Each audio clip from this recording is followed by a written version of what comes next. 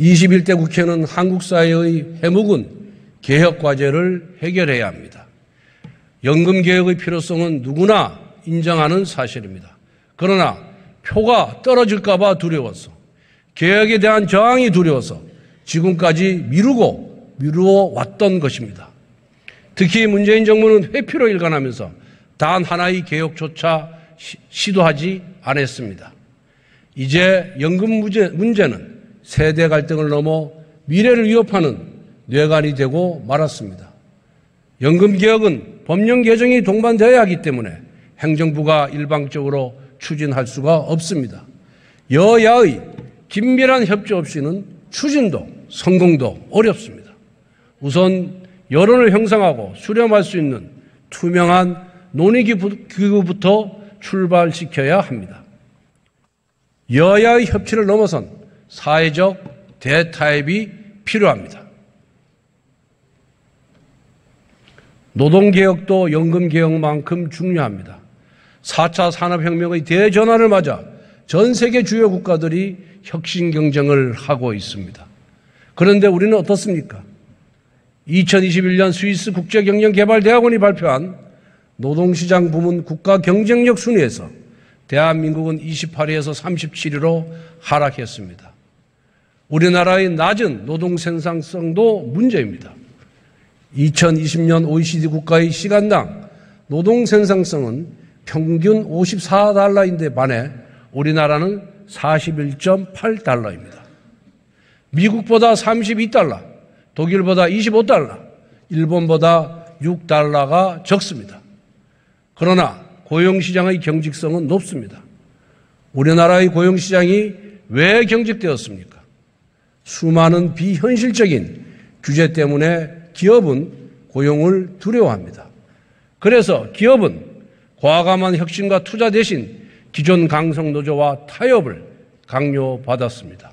그 사이 해외로 양질의 일자리가 끊임없이 빠져나갔습니다. 이런 관행이 쌓이고 쌓여서 고용시장이 화석처럼 굳어지고 말았던 것입니다.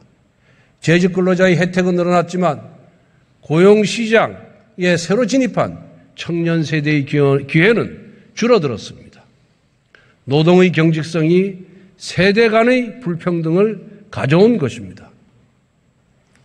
획일적인 주 52시간 근무제는 높은 고용 경직성의 대표적인 사례입니다. 정보기술, 소프트웨어와 같은 신산업업종은 단시간에 집중적인 성과를 내야 합니다. 이런 업종까지 주 52시간제를 무차별적으로 적용하는 것은 4차 산업혁명 시대에 맞지 않습니다. 노동시간은 사용자와 근로자의 자발적 의지가 중요합니다. 국가가 국민의 일할 자유, 경제적 자유를 제약해서는 안 됩니다. 국민이 갖고 있는 시간의 권리를 존중해야 합니다. 무엇보다 강성노조의 불법 행위를 엄단해야 합니다. 대우조선해양하청업체 노조의 불법 파업으로 1조 원에 이르는 영업 손실이 발생했습니다. 지금까지 대우조선에는 10조 원이 넘는 국민 혈세가 투입되었습니다.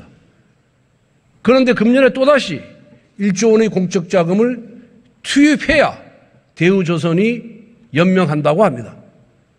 지난해 영업 손실은 1조 7천억 원에 이르렀는데 이번 불법 정고로 인해 매달 130억 원의 지체 배상금마저 물게 되었습니다. 지역 경제에도 타격이 불가피합니다. 120여 명의 불법 파업 노조원이 10만 명의 거제 시민 생계를 볼모로 잡고 있는 형국입니다. 이렇게 상황이 엄중함에도 일부 정치인들은 파업 해결이 아니라 파업을 부추기는 무책임한 행동을 일삼고 있습니다.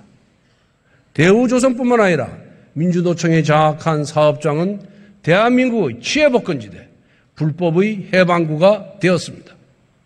민주노총은 사업주와 비조합원에게 갑질과 폭력을 일삼는 조폭식 이입집단으로 전락했습니다.